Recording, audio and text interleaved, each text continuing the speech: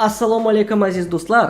Ushbu videoda men aytib beraman, qanday qilib moliyaviy savodxonligingizni siz oshirishingiz mumkin. Mening ismim Azam Azizov, UzNetix kanaliga xush kelibsiz.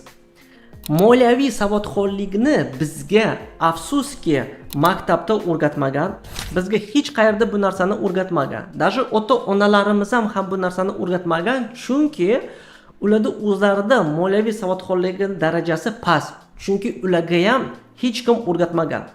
Shu uchun ko'p odamlar, ayniqsa bizning xalqimizda ko'plari kambag'al yashaydi, ko'plarini rasxodlari ko'proq daromadiga qaraganda, ko'plarida postoyanno qarz bor.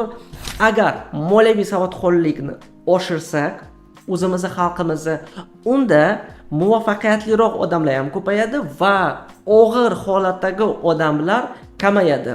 Men o'ylaymanki, ushbu video sizlarga juda foydali bo'ladi va o'zingizning do'stingizga ham tarqatishingiz mumkin. Kimda agar siz o'ylasangiz moliyaviy savodxonligi past bo'lsa. Etak biz boshladik. Birinchisi, siz o'zingizni byudjetingizni plan qilishingiz kerak. Bu nima deganiki? Siz mana oyma-oy plan olib borishingiz kerak. Misol uchun, ushbu oyda men ovqatga mana shuncha pul ketkazaman deb. Moshinga agar moshiningiz bo'lsa, mana shunchagacha men ketkazishim kerak deb. Uyga yoki kvartiraga mana shuncha. To есть siz oldindan bilishingiz kerak, qaysi summadan siz oshib ketmashingiz kerak. Misol uchun, biznesni ham olsak, tadbirkorlar ham shunday qilishadiki, ular plan qurishadi. Mana shu oyda qancha bo'lish kerak, qanchada oshmashimiz kerak. Odamlar ham o'zini hayotidan ham shu narsalarni bostirish kerak. Agar byudjetni qilishmasa, odamlar ushbu planda oshib ketadi va oxiriga kelib rasxodlari doxodlariga qaraganda kamroq bo'ladi, qarz bo'ladi, odam даже o'zi bilmay qolishi ham mumkin, qayerga ushbu narsalar ketib qolyapti, qayerga hamma puli ketib qolyapti deb. Ikkinchisi, siz o'zingizni rasxodlaringizni, xarajatlaringizni va daromadlaringizni hisob-kitob qilib boring. Nimaga bu kerak? Siz hisob-kitob qilsangiz, bilasiz oxirga kelib qayerga qancha siz pul ketkazdingiz, qayerda pul kamroq kelyapti, qayerda pul ko'proq ketyapti, nima sababdan siz postoyanno qarzda yoki pulsiz qolyapsiz deb. Lekin sizga kerak emas daftardami yoki qayerdadir yozish. Buni siz prямо telefoningizda yozishingiz mumkin, chunki bepul ilova bor. UzNetix Moliya degan bepul ilova, videoning tagida men havolani qoldiraman. Siz biror narsani sotib oldingizmi? Xarajat qildingizmi? Sirazu yozdingiz. Mana shu narsaga shuncha pul ketkazdim deb. Qaytadir pul keldimi yozdingiz. Mana shu joyda mana shuncha pul keldi deb. Haftani oxirida, oyni oxirida sizga ushbu ilova ko'rsatadi. Qaysi joyda siz byudjetingizda chiqib ketdingiz, qayerda siz normalni ketyapti holat, qayerda sizning rasxodlaringiz ko'paydi, qayerda kam bo'ldi, tahlil qilib polni analiz qilib beradi. Bu ilovada yana sun'iy intellekti bor. Sizga sun'iy intellekt sizning hayotingizga qarab, sizning moliya hayotingizga qarab aytib beradi. Qayerda siz nimadir noto'g'ri qilyapsiz, qayerda to'g'ri qilyapsiz, shunga qarab siz dalniyshiy hayotingizni olib borishingiz mumkin bo'ladi. Uchinchisi, biror narsani sotib olaman desangiz, siz avval psixologически tayyor bo'lishingiz kerak. Chunki muammo ko'plani nimadan? Bu odamlar o'ziga keramas narsani ham sotib oladi. O'ylaydiki, что bu narsa menga kerak deb, lekin asli kerak emas. Sotib oladi. Даже shu odamlar sotib olgandan keyin ham agar bu narsa keramas bo'lsa ham o'ziga aytadi yoki boshqalarga ham aytadi, "Yo bu menga kerak. Yo bu menga shunaqa foyda." Lekin hammalar biladi bu narsa odamga asli kerak emas edi. Asli muhim emas narsa edi.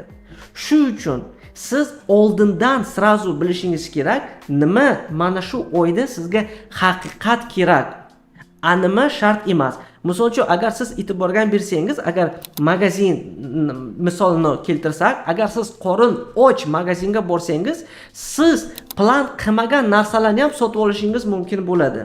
Agar qorin to'q borsangiz, olayotgan narsalaringiz kam. Shu uchun siz чисто psixologически tayyor bo'lishingiz kerak. Aytishingiz kerak. Mana shu oyda men mana shu narsalarni olaman. Mana shu narsalar menga haqiqat kerak deb. Kerak emas narsalarni olmaysiz. Agar siz даже magazinda bir narsa sizga juda yoqib qolsa, lekin siz bilsangiz, что asli bu sizda planda yo'q edi, asli bu sizga kerak emas deb. Osonroq bo'ladi shu narsani olmaslikka, emotsiyaga bermaslikka. Yana bitta yo'li bor. Agar siz nimanidir juda qattiq olaman desangiz, o'zingizga 1 kun, 2 kun, 3 kun yoki 1 hafta pauza bering. Dam bering. O'zingiz uchun ayting, mayli, men hozir misol uchun 3 kun qarab turaman. Agar 3 kunning ichida meni xohishim yo'q bo'lib qolmasa, mayli olaman deb.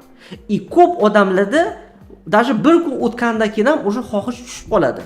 Lekin agar odam emotsiya berilgan paytda biror narsani olib qo'ysa, to olgandan keyin ham odam o'ziga dokazat qilishni xohlaydi, ha bu menga narsa kerak dedi. Chunki pul ketkazib qo'ydi. Odam o'ziga aytish qiyin, что bu menga kerak emas deb, bekor pul ketkazdim deb. Yo'q, odam kerak emas bo'lsa ham o'zini aldashga boshlaydi, что ha bu menga kerak, menga yoki kerak bo'lib qoladi deb. Shu uchun pauza oling, biror narsa olishdan oldin.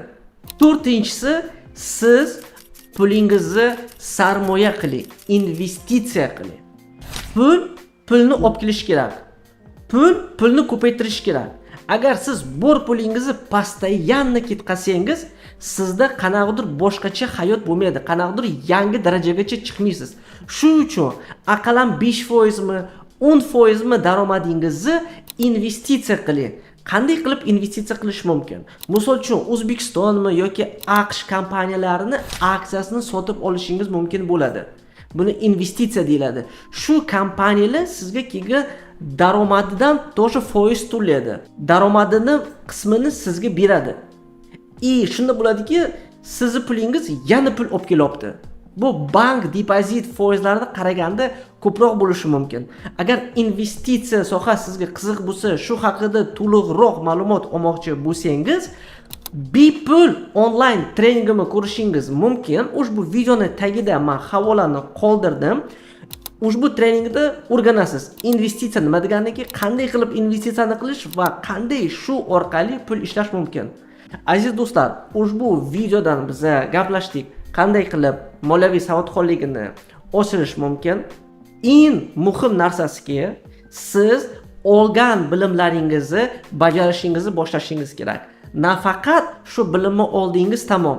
Yo'q, hozir mana shu videoni ko'rib bo'lib, biror narsa qilishni boshlang, o'zingizni moliyaviy savodxonligingizni oshirish uchun. Misol uchun, mana shu kanalimga kirib, yana boshqa videolar moliyaviy savodxonlik haqida ko'rishingiz mumkin. Agar video yoqqan bo'lsa, albatta obuna bo'ling. Hammaga kattakon rahmat. Xayr.